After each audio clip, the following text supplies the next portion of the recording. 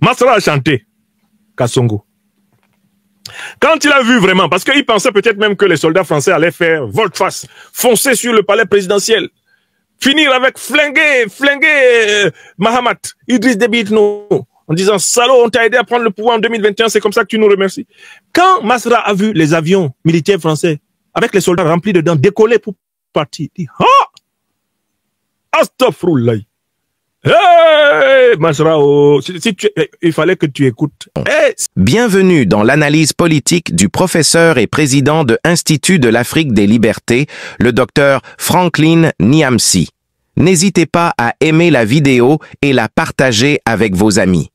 C'est parti. J'ai lu avec beaucoup d'intérêt les déclarations de l'ancien grand opposant du Tchad, Monsieur Succès Masra, qui vient de faire une nouvelle allégeance au pouvoir central du Tchad, incarné par le président maréchal Mahamat Idriss Déby Itno. La déclaration de Masra Succès a été formulée dans des termes que j'ai retrouvés.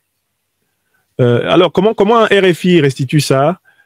Dans son émission Appel d'actualité, RFI dit « Succès Masra accepte la main tendue du président de la République ». Au Tchad, après avoir contesté les résultats de l'élection présidentielle et boycotté les législatives, l'opposant Succès Masra déclare sa confiance dans les institutions et se dit prêt à travailler avec le président Mahamat Idriss Déby. Que vous inspire ce revirement? Quelles en seront les conséquences politiques? Vos analyses nous intéressent. Ça, c'était le titre de l'émission de RFI, eh bien, Appel sur l'actualité. Donc, même RFI constate que Masra a fait un revirement. Ce qui m'intéresse, c'est que RFI constate que Masra a fait un revirement.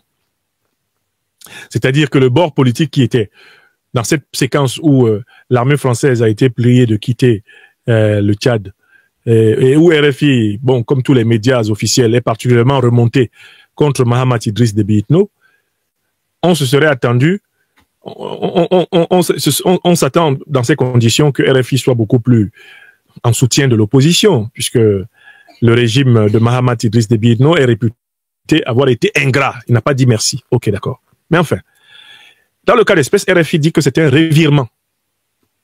C'est-à-dire que Masra renonce à s'opposer à Mahamat Idriss Déby Itno. La question c'est...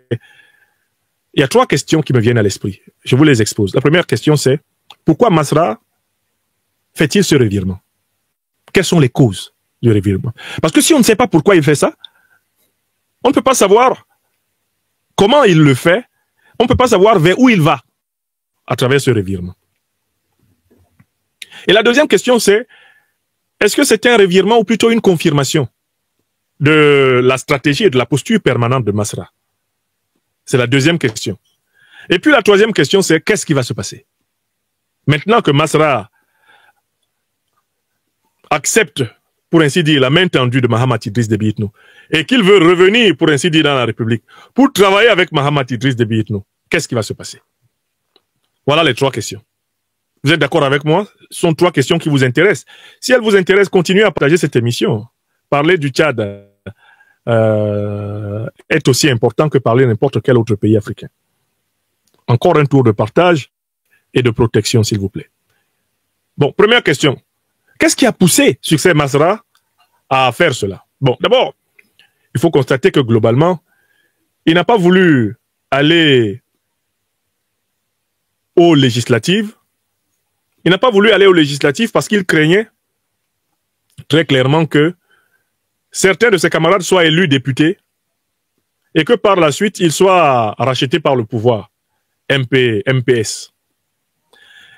C'est le classique des opposants en difficulté. Quand vous êtes en difficulté, vous n'avez pas tout à fait intérêt à laisser vos camarades prendre des fonctions dans l'appareil d'État de votre adversaire. Parce que si vos camarades prennent des fonctions, certains peuvent avoir la faiblesse d'être achetés et d'aller faire coalition avec lui. On peut même utiliser cela pour diviser votre parti en morceaux. Donc Masra, qui ne veut pas perdre le contrôle de son parti, les transformateurs, et qui ne veut pas perdre un certain nombre de bases, de bastions, eh bien, des transformateurs, a refusé d'aller aux législatives. Il a refusé d'aller aux législatives, en fait, pour neutraliser à l'intérieur de son propre parti des cadres qui auraient pu le doubler après avoir été élu. Parce que vous imaginez bien qu'il y a des régions du Tchad où les transformateurs allaient gagner. Et ce n'est pas uniquement dans la région où Masra est le plus populaire. Si lui se faisait élire, il pouvait se faire élire avec, mettons, 5, 6, 7 de ses camarades, ou une dizaine. Et puis, à un moment donné, face à la puissance du pouvoir, il y en a 3 ou 4 qui basculent. Ce serait la honte. Donc, il a refusé d'aller au législatif pour cela, parce qu'il s'est senti affaibli par le risque que émergent d'autres personnalités de son parti qui s'imposeraient au Parlement. Ça, c'est la première raison. Mais il y a une deuxième raison pour laquelle Masra la joue douce. Mais c'est la perte d'influence de la France. C'est le départ de l'armée française. Le fait que Mahamat Idriss Déby Itno ait surpris non seulement la France, mais également l'opposition tchadienne. Parce que Masra fait partie des gens qui ont été surpris par la décision de Mahamat Idriss Déby Itno de demander officiellement à l'armée française de quitter le sol tchadien. Et surtout, il a été surpris par la rupture des accords de coopération militaire. Masra ne soupçonnait pas Mahamat Idriss Déby Itno d'être capable d'une telle décision. Sachant que le maréchal Mahamat Idriss Déby Itno est arrivé au pouvoir avec le soutien de la France, Masra ne pensait pas que Idriss Déby Itno, Mahamat, serait capable de se tenir comme ça, de dire « je romps les accords de défense et de coopération ». Et je demande à l'armée française de partir du sol tchadien au plus tard le 31 janvier 2000. Ça, c'est un coup qui a assommé Masra. Masra est tombé à la renverse. Parce qu'il croyait dans la classe politique tchadienne être celui qui finalement était le plus critique envers la présence française. Puisqu'il avait quand même dit que l'armée française était une armée sans domicile fixe. Et que c'était dommage que cette armée soit en errance sur le continent africain. Il avait quand même dit cela, Masra. Et il pensait que c'était l'audace absolue, que là, il avait cassé la baraque, il avait fini avec ça, que vraiment, il avait dit quelque chose de courageux. Parce que par ailleurs, Masra est bichonné par l'élite politique française. Vous avez vu comment, même quand il était encore simplement opposant, il était plutôt bien reçu à Washington et à Paris, caressé dans le sens du poil. On l'a aidé à avoir son pacte de Kinshasa. Tshisekedi a joué le rôle qu'on lui a demandé de jouer pour ça. Vous avez vu comment Washington et Paris lui ouvrent leurs grands médias chaque fois que c'était nécessaire. Masra s'est vraiment senti enfant chouchou de Paris. Et lors de son passage éclair à la primature, il fallait donc le voir en compagnie d'un autre premier ministre éclair. Eh bien, Gabriel Attal ici à Paris, mais leurs pieds ne touchaient pas le sol. C'était vraiment 2 jeunes parvenus et trop heureux d'être premier ministre si vite. Bon, enfin, quand même. Il a cru donc que, en fait, ses positions étaient les plus audacieuses contre le néocolonialisme français. Et il a été doublé sur ce terrain par la décision énergique, surprenante, renversante du maréchal Mahamat Idriss Déby Itno. Ça, c'est la deuxième raison. Maintenant que la présence sécuritaire française s'est affaiblie dans le pays, Masra s'est senti beaucoup plus seul, isolé, littéralement livré à Mahamat Idriss Déby Itno, dont on sait qu'il n'a pas la gâchette difficile. Quand on voit comment il s'est débarrassé du leader du Parti socialiste sans frontières, notre frère Yaya Dilo Mbéchi, Masra a bien vu que, qui plus est en l'absence de l'armée française, comme étant une petite contrainte physique pour Mahamat Idriss Déby Itno, il a vu que sa vie là, en N'Djamena, ne vaudrait pas plus que celle de Yaya Dilo Mbéchi. Masra a vu ça. Et ce n'est pas, je ne lui reproche pas cela comme un défaut. Il a bien fait de bien voir ça. Mais en fait, Masra, il aurait pu voir ça s'il m'écoutait. Parce que moi, je lui avais dit que c'est comme ça que ça allait finir. Quand il a commencé à louvoyer, c'est-à-dire à perdre la confiance du peuple tchadien, je lui ai dit qu'il allait finir sous la protection de celui qu'il veut tromper, qu'il veut ruser, contre lequel il veut ruser, pardon. Vous retrouverez mes émissions. Parce que tout ce qui arrive à Succès Masra, là, c'est pour cela que je l'ai appelé échec. Je lui ai dit que ça finirait toujours comme ça. Chez nous, à Douala, à Bépanda, il y avait un papa qui était très fort au damier. À Bépanda, Omnisport, on l'appelait Papa Coco. Quand il joue au jeu de dames avec toi, il te montre là où il va finir tous tes rois, tes chefs. Les pions qu'on appelle les chefs. On appelle ça chez nous au Cameroun le tamba. Papa Coco te dit, quand il joue avec toi, il te dit Wakondi Galen. Wakondi Galen. Quand j'ai vu M. Masra commencer à aller à gauche et à droite comme ça, je lui ai dit, Monsieur Masra, vous allez finir sous la main de Mahamat Idriss Déby Itno. Vous ne pourrez pas lui échapper. Parce que vous êtes en train de vous couper du peuple tchadien qui voyait en vous l'espoir de sa résistance et de sa résilience. Comme vous vous coupez de lui, désormais le seul à pouvoir vous protéger au Tchad, ça sera celui-même que vous vouliez renverser. Parce que vous le considérez comme un héritier d'une dynastie. Bon. Voilà donc que l'armée française s'en va. Et là, aussitôt, Masra est obligé de chanter la chanson que vous connaissez. La chanson de la désillusion. J'ai entendu la voix rauque de Masra. Kasongo ye ye, mobali nangai. Kasongo mbona weo, songa libala, umbo ye ye ye. Kasongo mbona weo, mobali nanga. Masra a chanté Kasongo. Quand il a vu vraiment, parce qu'il pensait peut-être même que les soldats français allaient faire volte-face, foncer sur le palais présidentiel, finir avec flinguer Mahamat Idriss Déby Itno, en disant « Salaud, on t'a aidé à prendre le pouvoir en 2021, c'est comme ça que tu nous remercies. » Quand Masra a vu les avions militaires français, avec les soldats remplis dedans, décoller pour partir, il dit « Ah, astaghfirullah.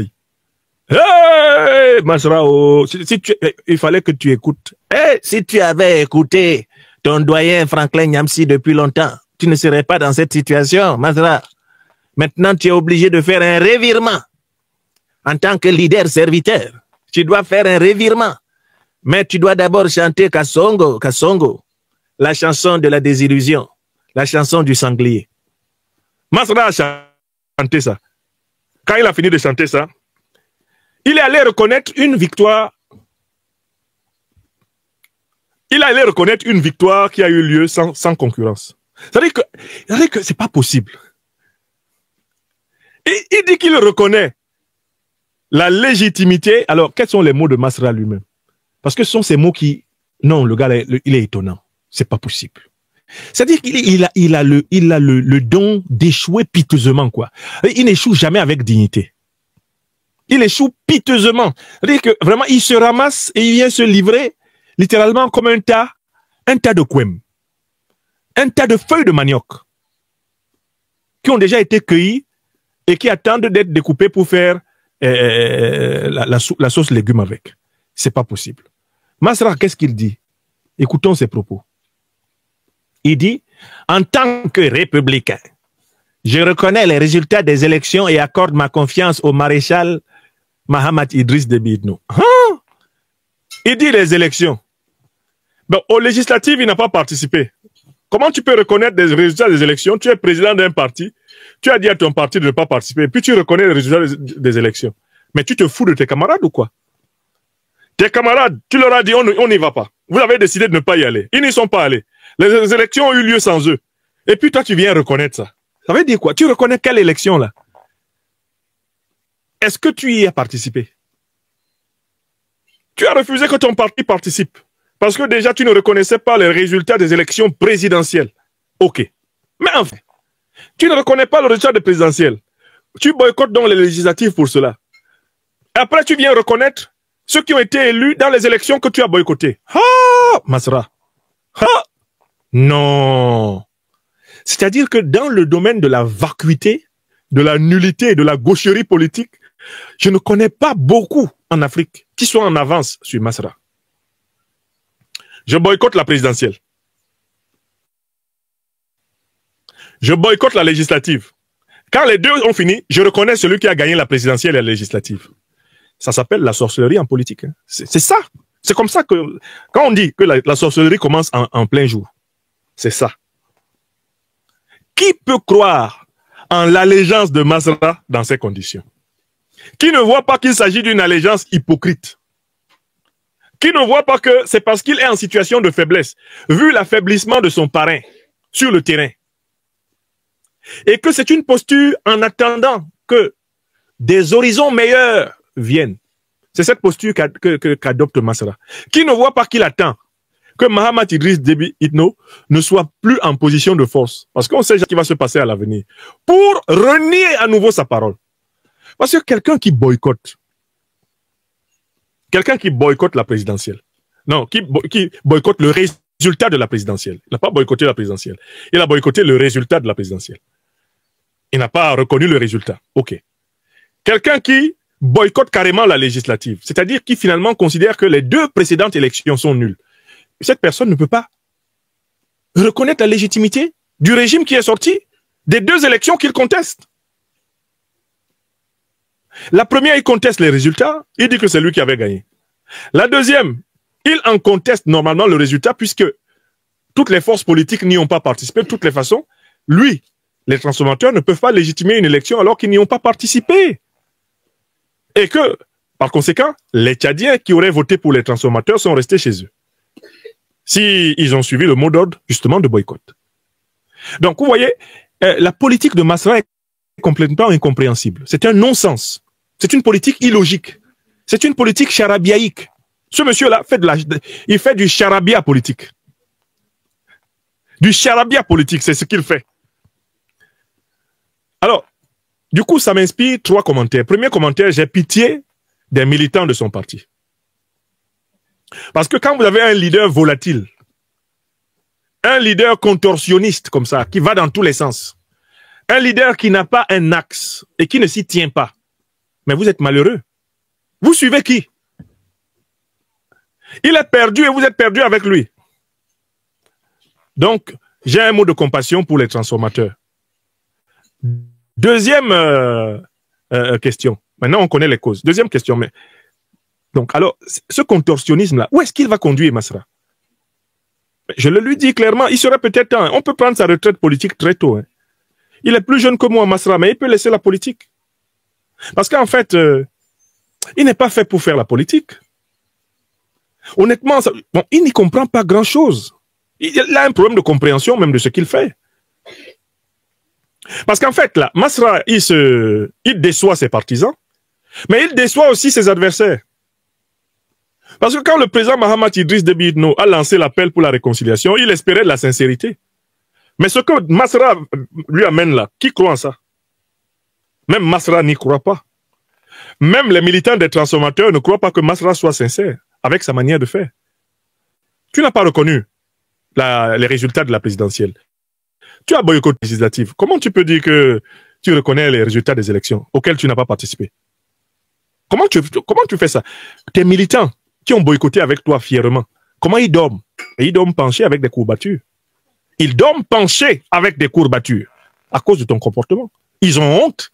Ils rasent les murs de N'Djamena, de Moundou, de Sar, de Bongor, à cause de toi. Ils rasent les murs d'Abéché, tes militants. Parce que leur patron, il n'a pas de parole. Leur patron est un faux fileur, c'est un contorsionniste. Leur patron, c'est un individu à la parole serpentine. Ça va à gauche, ça va à droite, ça va à gauche, ça va à droite, ça va en bas, ça va en haut. Il est partout et nulle part. Donc pour moi, la manière de procéder de Masra indique qu'il devrait peut-être se retirer de la politique. Et se consacrer davantage peut-être à l'étude, à l'observation, à autre chose. Peut-être comme il s'est formé dans le domaine de la finance, les métiers de la finance. Masra, il n'est pas tard, mon jeune frère. Tu peux quitter ça et te consacrer à la finance parce que la politique, là, ça ne va pas. Tu as atteint un niveau d'illisibilité, de flou, de confusion, de cafouillage mental tel que tes propres militants ont pitié de toi. Mais c'est pas bon que les militants se mettent à avoir pitié de leur chef. Ils doivent être admiratifs du chef. Mais le chef est tellement perdu. C'est-à-dire que les transformateurs sont tellement transformés qu'ils ne se reconnaissent plus. Ils sont métamorphosés, ils sont passés de la transformation à la métamorphose. Et si ça continue comme ça, ils vont finir en anamorphose et en polymorphose. Ils vont se retrouver comme le personnage central du fameux roman de Franz Kafka, La Métamorphose. Il y a un personnage dedans qui s'appelle Grégor Samsa. Le gars se réveille un matin, il est transformé en cancrelat. Il se réveille un matin, il est transformé en cancrelat. Grégor Samsa n'en revient pas. Même ses parents se disent, mais comment notre fils est devenu un cancrelat? Un cafard, il est transformé en cafard. Et c'est le thème du roman. Les mésaventures de Grégor Samsa après sa métamorphose. Mais Masra, c'est Grégor Samsa là. Il s'aplatit à un tel niveau que il me rappelle le personnage de Kafka. Il s'est transformé, tellement transformé, qu'au bout du compte, l'homme il est couché. Il est complètement couché là. Mais c'est pas ce que tu nous avais. Tu as dit, on ne savait pas que c'est ce qu'il allait faire. Chez nous au Cameroun, c'est comme ça qu'on dit ça. Mais on ne savait pas que c'est ce qu'il allait faire. Quand on marchait derrière lui, on ne savait pas. Je vois même la difficulté dans laquelle les militants sont sur les réseaux sociaux. Les derniers militants qui parlent sur les réseaux sociaux. Ils savent pas comment commenter. Bon, il y en a un qui a dit que, il y en a un militant de Masra qui m'a dit que vous n'êtes pas assez intelligent pour comprendre le niveau de réflexion stratégique qui a amené Masra à se soumettre à Mahamat Idriss Déby Itno. C'est là où j'ai compris que c'est grave. La maladie de leur patron est descendue sur eux. C'est-à-dire que les gars, ils s'aplatissent tellement qu'à un moment donné, ils pensent qu'ils sont plus grands que ceux qui sont debout. En effet, quand tu es couché là, quand tu es trop couché, tu peux à un moment donné penser que tu es debout. Tellement tu es plat que tu es dans une forme de verticalité horizontale. Parce que celui qui est bien aplati là, il est droit, hein. Et quand tu es tout droit comme ça, et que tu oublies qu'en fait tu es droit, ventre couché contre le sol, tu crois que tu es debout. Et c'est ce qui arrive à ce genre de personnages. Ils sont couchés, aplatis, mais comme ils sont parfaitement aplatis, ils ont une certaine verticalité, mais c'est une verticalité allongée.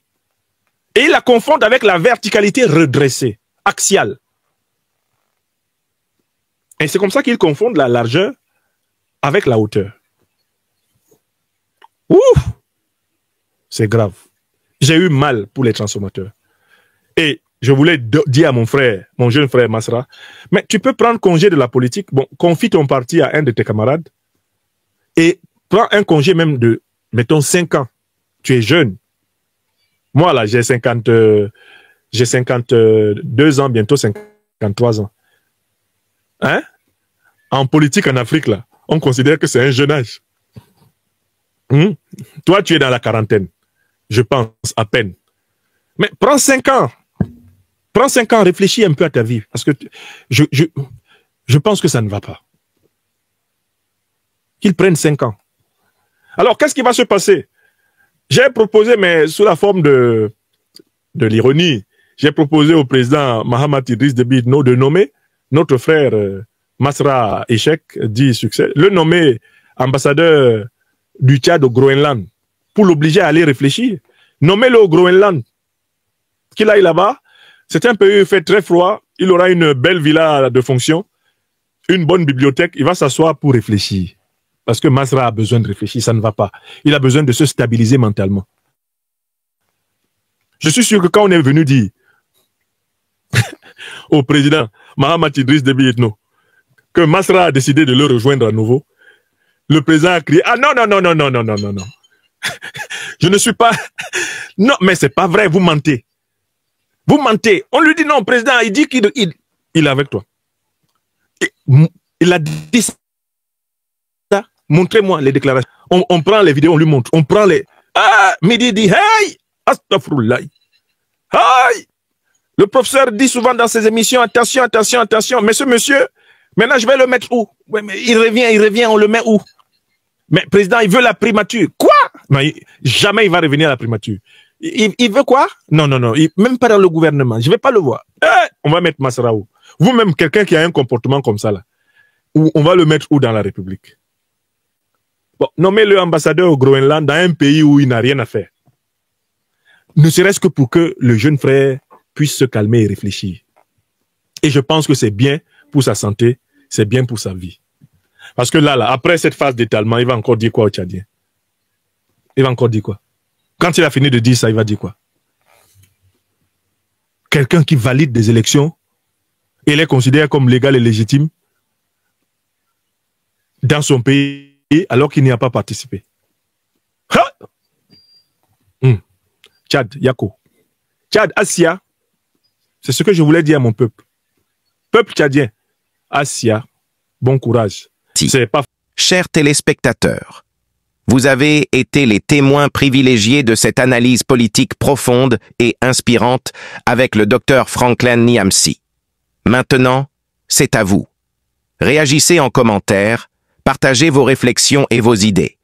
Si cette vidéo vous a éclairé, n'hésitez pas à l'aimer et à la partager avec vos amis. Ensemble, nous construisons l'Afrique de demain.